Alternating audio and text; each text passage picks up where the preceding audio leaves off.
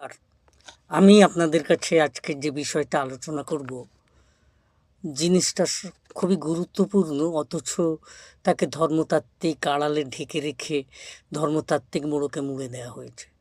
কথাটি হলো সচ্চিদানন্দ। সচ্চিদানন্দ আসলে কি? এর মধ্যে তিনটে শব্দ প্রবেশ করে আছে: সৎ, চিৎ, আনন্দ।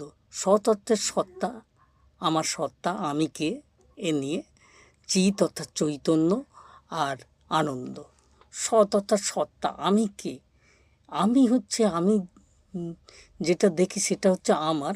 আমি যেমন হচ্ছে আমার হাত, আমার পা, আমার নাম, আমার জায়গা, আমার টেবিল, এগুলো আমার। আমিটাকে আমি হচ্ছে আধ্যাত্মিক জগৎ বলছে আমি পরমাত্মার আত্মা, বা আমি পরমাত্মার সেবক। এই হচ্ছে আমি। এই আমিকে, এই আমির ভিতরের যে অনুভব, চৈতন্য, আমার যন্ত্রণা বোধ, আমার ভালো লাগা, মন্দ লাগা, আমার যন্ত্রণা, সব কিছুই হচ্ছে চৈতন্য। আমার চৈতন্য আছে বলেই আমি বুঝতে পারি যে আমার এইগুলো কষ্ট হচ্ছে, এইগুলো দুঃখ হচ্ছে, এগুলো। আর আনন্দ অর্থাৎ জগৎ হচ্ছে আনন্দময়। সেই আনন্দকে খুঁজে নিতে হবে, অপরের দুঃখকে, অপরের আনন্দকে ভাগ করে নেওয়ার মধ্যে সকলের সাথে মিলেমিশে যাওয়াটাই হচ্ছে আনন্দ।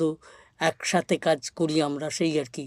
রবীন্দ্রনাথের ভাষায় একটি শব্দ বলে আজকের আলোচনা শেষ করে দেবো: আমারই চেতনার রঙে পান্না হলো সবুজ, চুনি উঠল রাঙা হয়ে, আমি চোখ মেললুম আকাশে, জ্বলে উঠল আলো পূবে পশ্চিমে, গোলাপের দিকে চেয়ে বললুম সুন্দর সুন্দর হলো সে।